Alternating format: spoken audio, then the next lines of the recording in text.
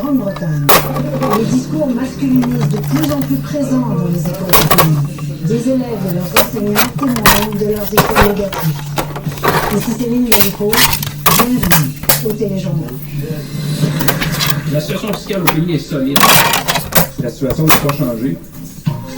Plus de taxes, plus de dettes.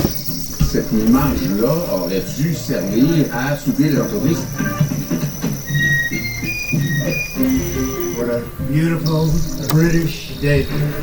We meet in times of great uncertainty. The bond of kinship between America and the United Kingdom is eternal.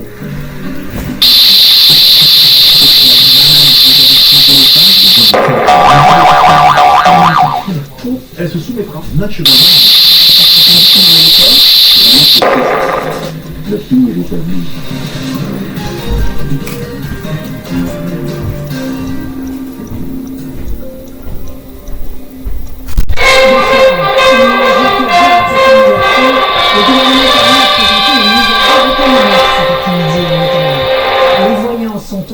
Selon le ministre François-Philippe Champagne, qui en a profité pour annoncer que le déficit est revenu à la baisse.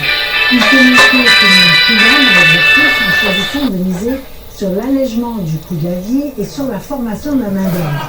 Voyons d'abord les explications de Christian Noël.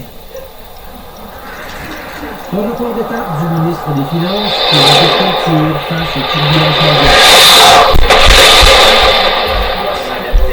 Un coup de pouce aux Canadiens avec 37,5 milliards de nouvelles dépenses sur 6 ans.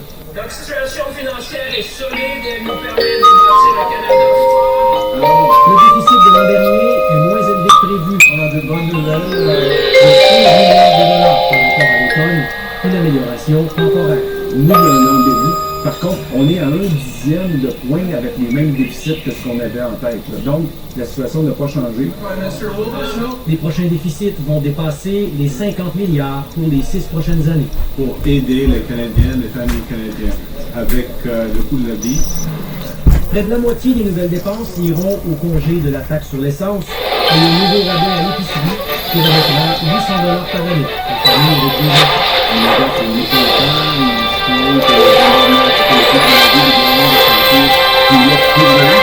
Mais le fait saillant de l'exercice, c'est la formation de la main-d'œuvre.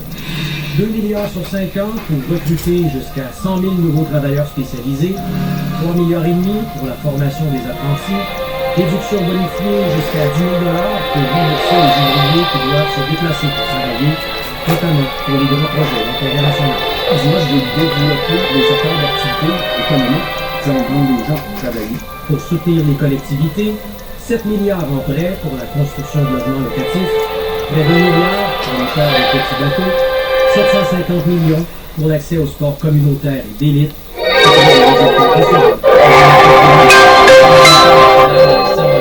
Ça va certainement galvaniser des jeunes à travers le pays. Pour l'opposition, la mise à jour économique rate la cible. Toutes les politiques de ce premier ministre libéral font augmenter le coût de la vie et font baisser les salaires des travailleurs. Et laisse les Canadiens sur leur faim. La crise quotidienne du coût de la vie demande des grandes solutions concrètes pour les Canadiens et ils ne trouvent pas ces solutions ici.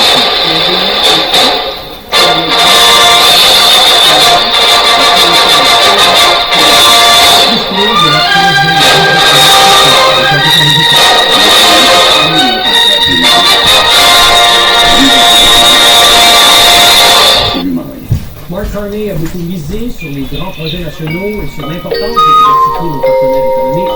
Il veut maintenant montrer aux Canadiens que les questions liées au coût de la vie ne sont pas dans